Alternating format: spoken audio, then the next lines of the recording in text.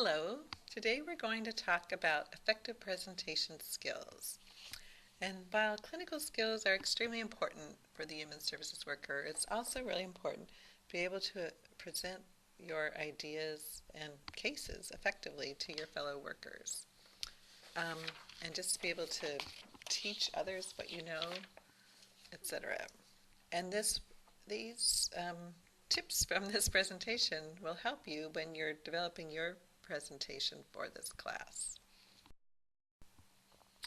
So we hope by the end of this module you'll be able to list the key steps in preparing for a presentation, identify important steps in facilitating a discussion during a presentation, and then demonstrate how to give an interactive presentation, which you will do in week 9 of this course.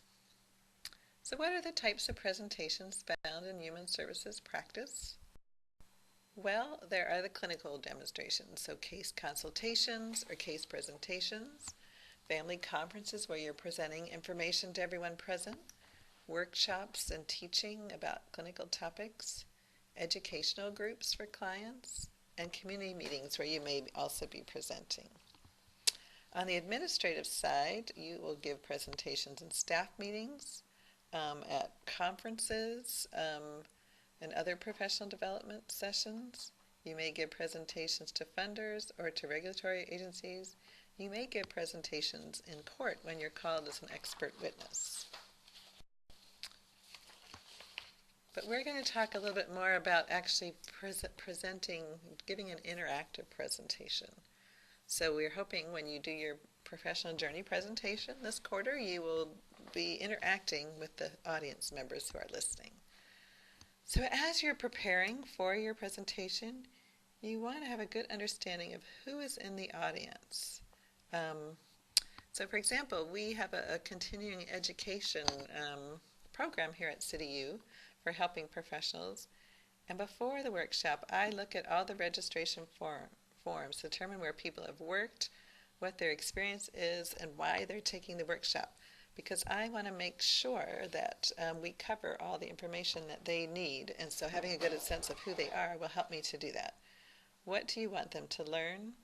If you're looking at what the learning goals and objectives of the presentation are, do you know all the content well that will meet those learning goals and objectives? Are you prepared to answer questions about the content? And how will you present it? You present it with PowerPoint? Will you use video? Will you write things on a flip chart or on a whiteboard? And what examples can you prepare in advance that will help you to illustrate the information? So when you're giving a presentation, you want to start by introducing yourself and the topic. Present the objectives that you hope will be achieved by the end of your presentation. And as you're presenting, keep focused on the main points and on those objectives. Present ideas that build on each other, starting with the most simple and building to the most complex. Use good organizational skills to keep your presentation on track within the time frame that you have. And when you get to the end of your presentation, you want to summarize all the key points, again, relating them back to the objectives of the presentation. And make sure there's time at the end for people to ask questions. So there's some important verbal and nonverbal communication skills that will help your presentation to go better. Obviously, you want to use a loud voice, and you want to vary the tone of your voice. Don't talk in a monotone, so that you can emphasize different points and ideas. Make eye contact with the audience and look around the room. Look at everybody in the room. Use good gestures and facial expressions if you're actually in the room with people as opposed to doing it online. Move around the room so that you can engage people, because when you're enthusiastic, it makes your participants enthusiastic too.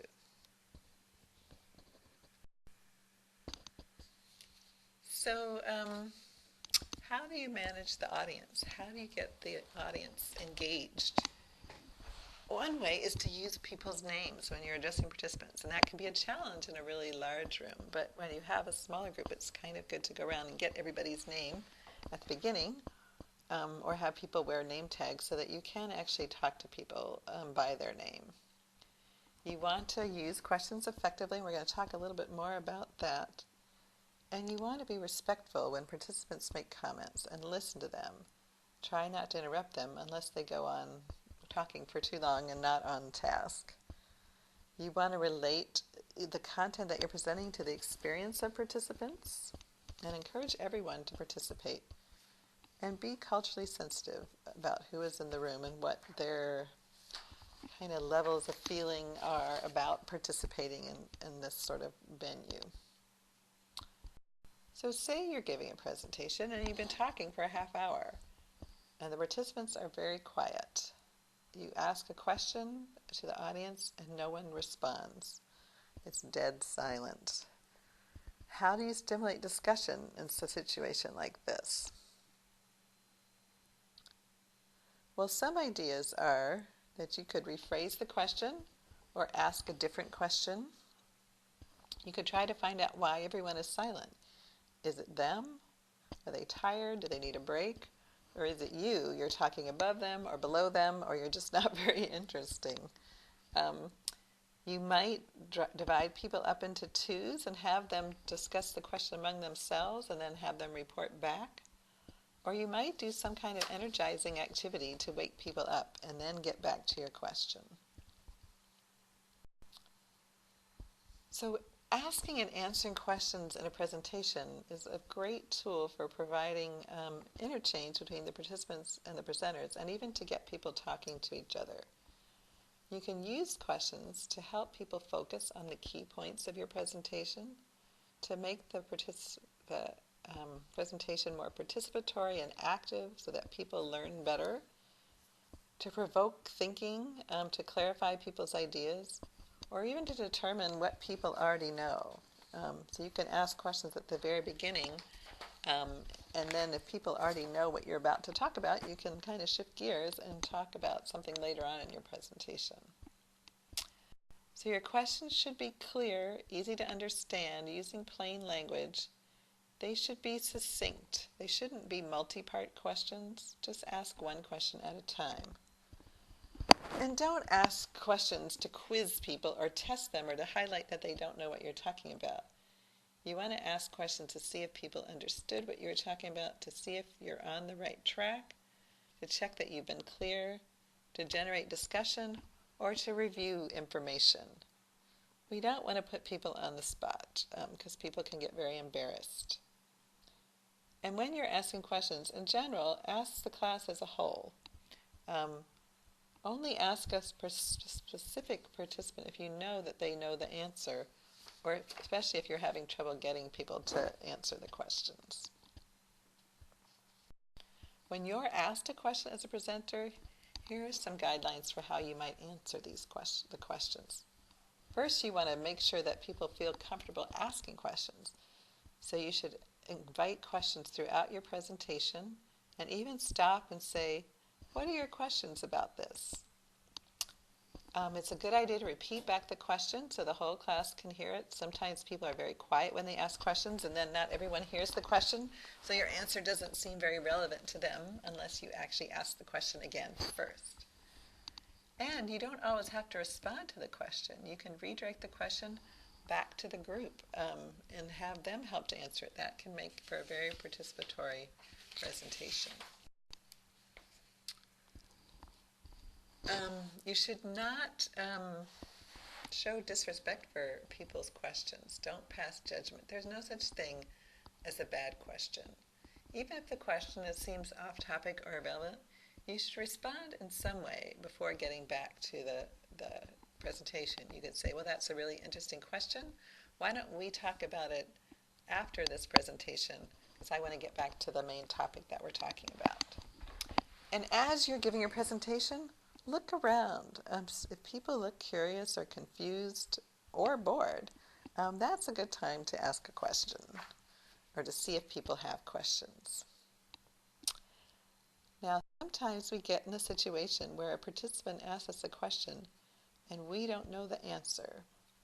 So what do you think you might do in that situation? Well, here are some different ideas. You can say something like, I'm not sure about the answer to that question. Can someone else help us out with the answer?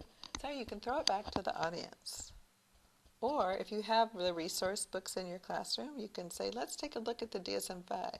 Or let's take a look at the textbook and see what it says. Can anyone look that up for us? So again, you can get the audience to participate. Or you can say, good question. Let me check on that and get back to you tomorrow. And then you need to make sure that you do check on it and get back to them. The one thing you don't want to do is fake it. If you really don't know the answer, it's okay to say that. And then come up with a solution for how you're going to get the answer. The other thing that's really great in a presentation is examples.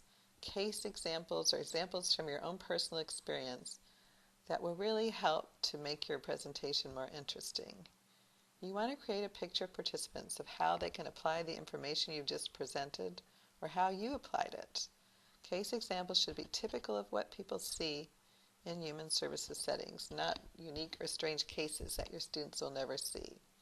And it's also good to ask your participants if they have examples of what you're talking about. When you're getting towards the end of your presentation, you want to do some kind of conclusion. Summarize the main points of what you're talking about. Ask people to put what they've learned into practice, to apply what they've learned. Encourage them to act. Suggest some next topics they can take. Suggest some next steps they can take if they want to learn more. Or ask people, how are you going to apply what we just talked about today? And a good presenter uses good time management skills and ends on time. So let me ask you one final question. What do you think is the most important thing you can do to be an effective presenter? That's right. Prepare, prepare, prepare, and practice, practice, practice. When I give a presentation, I spend a lot of time preparing, and I practice in front of the mirror out loud because I want to make all my mistakes when I'm by myself and not when I'm in front of an audience. You can't really over-prepare or over-practice in my experience. Just to summarize this presentation, there are various verbal and nonverbal communication tools that will help you to better engage clients in a more meaningful presentation. Your delivery of your presentation is as important as the content you're delivering. And if you can facilitate participant engagement in your group through question and answer, through large group discussion, through small group activities, your participants will have a more meaningful experience and will definitely learn more.